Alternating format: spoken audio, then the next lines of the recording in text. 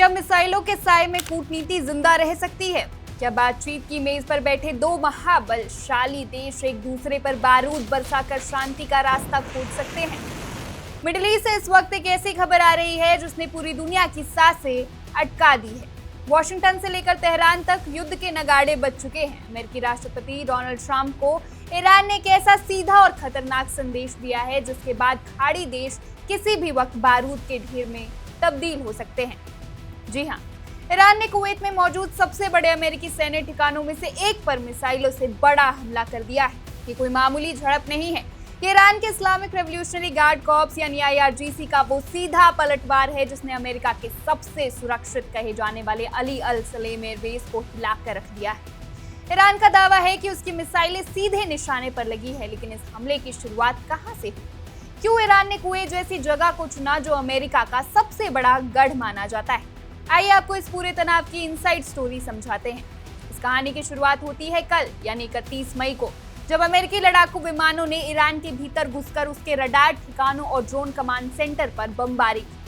America ने ये हमले गोरोक और होर्मुज के पास स्थित केश्म आइलैंड पर किए थे। वॉशिंगटन का कहना था कि ये एक डिफेंसिव कार्रवाई थी ताकि अंतर्राष्ट्रीय समुद्री रास्तों और अमेरिकी सैनिकों को सुरक्षित रखा जा सके। लेकिन ईरान के मुताबिक अमेरिका यही नहीं रुका। ईरानी अधिकारियों का दावा है कि इसके तुरंत बाद अमेरिकी सेना ने होर्मुजगान प्रांत के सीरिक आइलैंड पर बने एक टेलीकॉम टावर को उड़ा दिया। ईरान का कहना है कि ये टावर सेना का नहीं बल्कि आम नागरिकों के सहूलियत के लिए था। तेहरान के लिए ये एक रेड लाइन थी, एक ऐसी लक्ष्मण रेखा जिसे पार करते ही ईरान का गुस्सा फूट पड़ा। ईरान ने बदला लेने के लिए ज्यादा वक्त नहीं लिया। कुछ ही घंटों के भीतर IRGC की एरोस्पेस फोर्स हरकत में आई और उन्होंने निशाना बनाया कुवैत में मौजूद अली अल सलेम एयरबेस को। अब आप सोच रहे होंगे कि अमेरिकी सेना ईरान में हमला करती है तो ईरान कुवैत पर मिसाइल क्यों दागता है? इसके पीछे एक बहुत बड़ी सैन्य रणनीति है। अली अल सलेम एयरबेस कोई आम ठिकाना नहीं है। ये पूरे खाड़ी क्षेत्र में अमेरिकी वायुसेना, जासूसी मिशनों और लॉजिस्टिक यानी हथियारों की सप्लाई का सबसे मुख्य केंद्र है।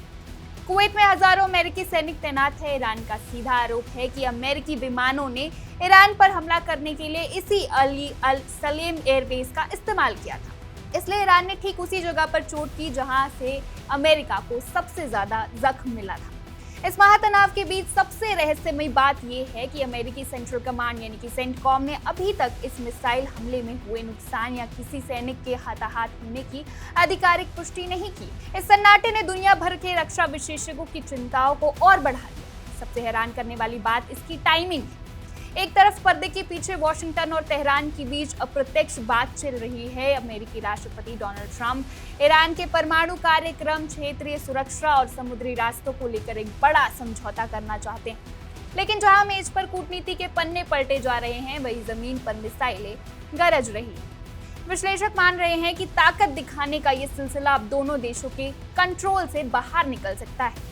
फिलहाल दोनों देशों के बीच हुआ सीज फायर पूरी तरह से खत्म नहीं हुआ है, लेकिन कुवैत में गिरा ये बारूद ये बताने के लिए काफी है कि मिडिल ईस्ट इस वक्त इतिहास के सबसे खतरनाक मोड़ पर खड़ा है। दोनों तरफ से संदेश साफ है, बातचीत के रास्ते खुले हैं, लेकिन पीछे हटने को कोई तैयार नहीं है। अब सबसे बड़ा सवाल ये है कि क्या राष्ट्रपति डोनाल्ड ट्रंप इस मिसाइल संदेश का जवाब बातचीत से देंगे या फिर अमेरिकी लड़ाकू विमान ईरान के ऊपर एक बार फिर उड़ान भरेंगे? अगर ऐसा हुआ तो क्या दुनिया तीसरे विश्व युद्ध की तरफ बढ़ जाएगी? आपके इस पर क्या राय है, हमें कमेंट में जरूर बताएं। फिलहाल इस खबर में बस इतना ही। देश और दुनिया की तमाम बड़ी खबरों के लिए देखते रहिए वन इंडिया हिंदी।